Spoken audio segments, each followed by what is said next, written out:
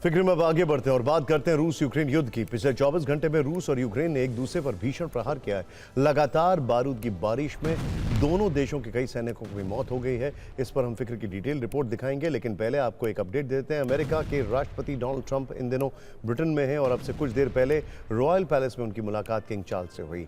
अब तक इस युद्ध में आपने देखा होगा कि पूरा यूरोप और अमेरिका यूक्रेन के साथ खड़ा दिखाई दे रहा है। अरबों डॉलर की मदद के साथ अरबों डॉलर के हथियार यूक्रेन को सप्लाई किए गए हैं, लेकिन इस युद्ध में पहली बार किंग चार्ल्स का बयान आया है। किंग चार्ल्स ने पहली बार कहा है कि इस युद्ध में जितना हो सके यूक्रेन की मदद करनी चाहिए। यानी जो ट्रंप युद्ध रुकवाने की बात कर रहे थे, वो अब इस युद्ध को भड़काने वाले नए पार्टनर जोड़ते जा रहे हैं। इसके साथ ही पिछले 24 घंटे में रूस यूक्रेन युद्ध में कौन किस पर भारी पड़ा है, इस रिपोर्ट में देखें। यूक्रेन की जमीन पर मौत नाच रही है। टैंक, तोप और मिसाइल, हर ओर बारूद की गूंज है। सिर्फ बीते 24 घंटे में कई लोग अपनी जान गंवा बैठे हैं। हमले की एक एक तस्वीर बारूदी विनाश की कहानी बयां कर रही है।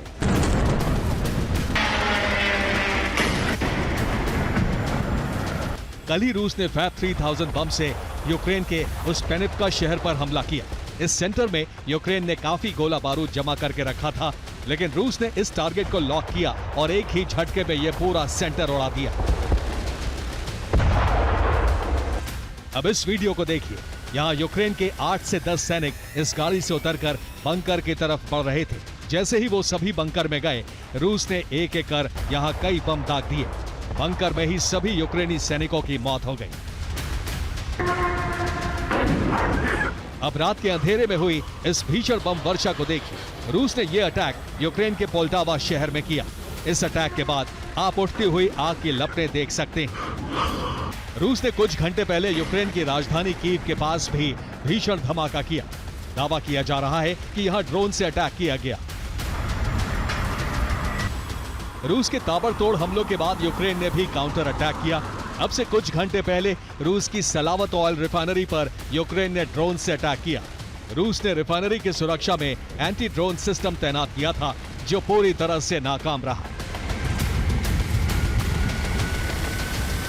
बड़ी बात यह है कि इस रिफाइनरी से सालाना 10 मिलियन टन तेल का उत्पादन किया जाता था, जो कि रूस के लिए रणनीतिक रूप से भी काफी अहम थी, लेकिन यूक्रेन ने इसे एक ही झटके में खत्म कर दिया।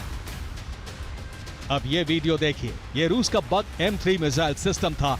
इसमें से उठती आग की लपटें आप देख सकते हैं। यूक्रेन ने अपने मल्टी लॉन्च रॉकेट सिस्टम से हमला किया और रूस को बहुत बड़ा नुकसान पहुंचाया। गौर करने वाली बात यह है कि अमेरिकी राष्ट्रपति डोनाल्ड ट्रंप इन दिनों यूरोप के दौरे पर हैं। कुछ घंटे पहले रॉयल पैलेस में उनकी मुलाकात ब्रिटिश किंग चार्ल्स से हुई, लेकिन यहाँ शांति के बजाय युद्ध की ही बात हुई। किंग चार्ल्स ने भी खुलकर कह दिया कि यूक्रेन की भरपूर मदद करनी चाहिए। यानी जो ट्रंप युद्ध खत्म करवाने निकले थे, वो अपने यूरोप दौरे पर शांति के प्रस्ताव पर हल निकालने की जगह इस युद्ध को और भड़काने का काम कर रहे हैं। Bureau report, TV9 Bharatvarsh.